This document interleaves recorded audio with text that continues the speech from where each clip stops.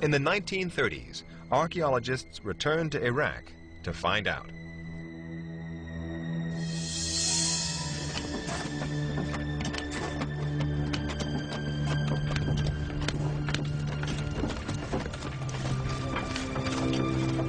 In 1931, a team of archaeologists led by Leonard Woolley and his wife Catherine were excavating the ruins of the ancient Mesopotamian city of Ur. The Woolleys were a colorful husband and wife team, friends of Lawrence of Arabia and of Agatha Christie, the novelist. They left a detailed record of their finds, revealing that they dug 5,000 to 6,000 years into the past, the right time frame for the Noah story.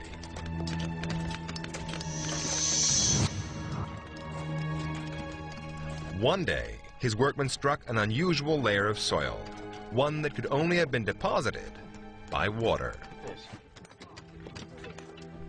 When the soil was analyzed, it showed that the silt had been deposited by river water. Now, Mesopotamia suffered regular seasonal floods, but this was a massive layer, something out of the ordinary.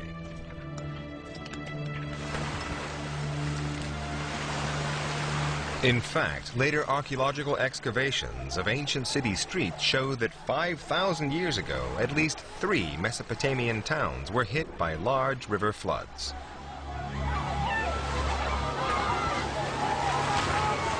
So Leonard Woolley and his wife had hit the jackpot.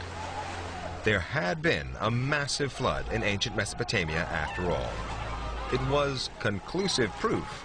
A real story lay behind the biblical and Babylonian epics.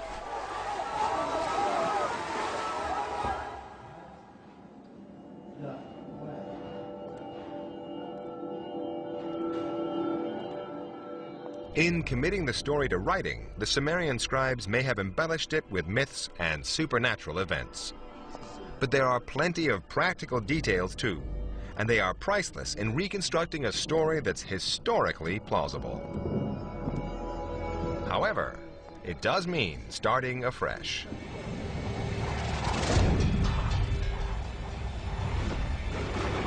It means setting aside the storybook image of the huge ark, the global deluge, the number of animals, and the landing on Mount Ararat. Above all, it means abandoning the familiar biblical image of Noah and introducing a very different image of what he might have actually looked like and how he might have lived.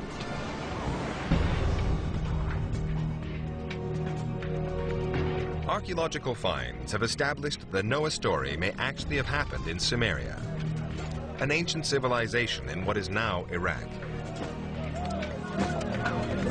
The Babylonian accounts say that the story begins in the city of Shuruppak. This was the cradle of civilization. The Sumerians invented writing, the wheel, and accounting. And what is known of Sumerian culture offers the first glimpse of the historical figure behind the flood stories. The most obvious difference is how Noah looked. Forget the man in biblical robes and imagine instead a Sumerian from head to toe, wearing eye makeup with a bald head and even a kilt. Then there's what he did for a living. The Epic of Gilgamesh says the Sumerian Noah owned silver and gold. 5,000 years ago, these were the currency of wealthy merchants, suggesting that the Sumerian Noah was not a farmer or a wine grower, but a businessman. Instead of an ark to survive the flood, the Sumerian Noah is more likely to have built a boat to make money, hauling grain, beer, and animals.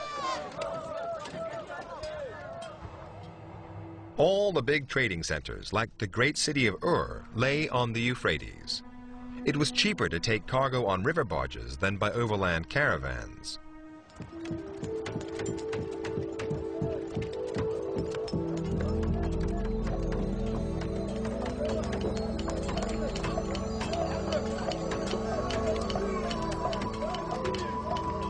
The question is, how big a barge did this Noah have?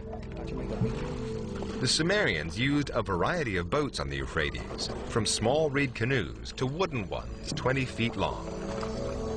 But the Babylonian sources agree the flood boat was much bigger than those. There was an obvious incentive for merchants to build the biggest commercial river barge possible. But they would have been limited by the technology available. No remains or inscriptions of large Sumerian boats have been found yet. So instead, marine archaeologists have asked how big a boat could the Sumerians have built with the available know-how.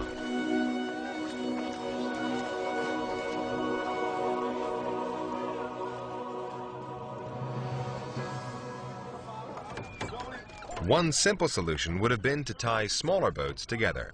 Hold it a bit! Marine archaeologist Tom Vosmer believes there are clues to this effect in the Epic of Gilgamesh. It says that the boat was divided in sections. Probably one of the best ways to do it would be to build it in units, such as the size of this, and use it as a pontoon in a river barge, actually.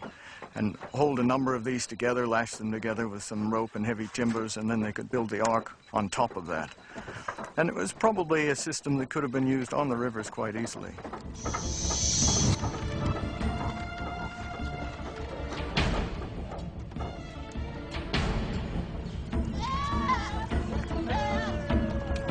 Since the historical ark was a cargo vessel, it's easy to say what the Sumerian Noah loaded onto his barge.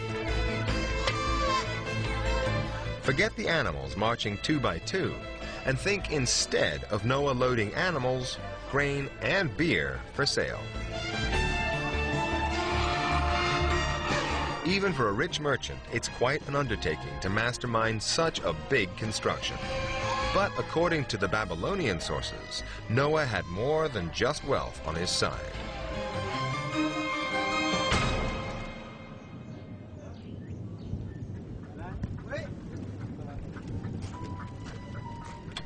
They say Noah was the king of the city of Shuruppak, but he wasn't above the law. Failure to deliver his cargo would have meant social and financial ruin for Noah, whether he was king or not. In Sumeria, anyone who failed to pay their debts, including kings, was liable to end up as a slave. But how did the flood come into it? The most likely answer is that Noah was caught out by a freak combination of natural events.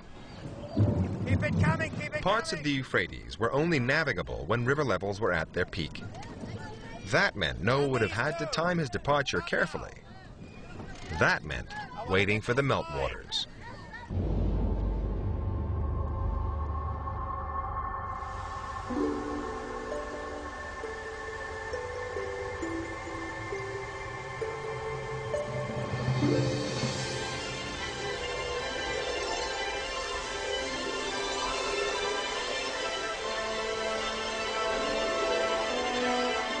Melting snow from the Armenian mountains increased the flow of the Euphrates in July.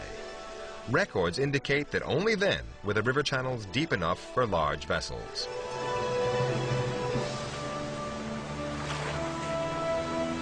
But there was a risk. If Shuruppak was hit by a freak storm just at the moment that river levels were at their highest, then the peaceful waters of the Euphrates could turn into a raging flood. But the average rainfall in dry years in July was 0. The odds on a catastrophic river flood in Mesopotamia would have been remote, about 1 in every 1,000 years.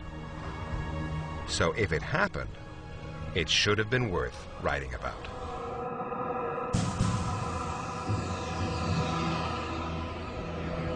The Babylonian tablets say that on the day of the flood, Noah and his family were having a banquet on the barge. Then the weather suddenly began to change for the worse. A freak storm was beginning.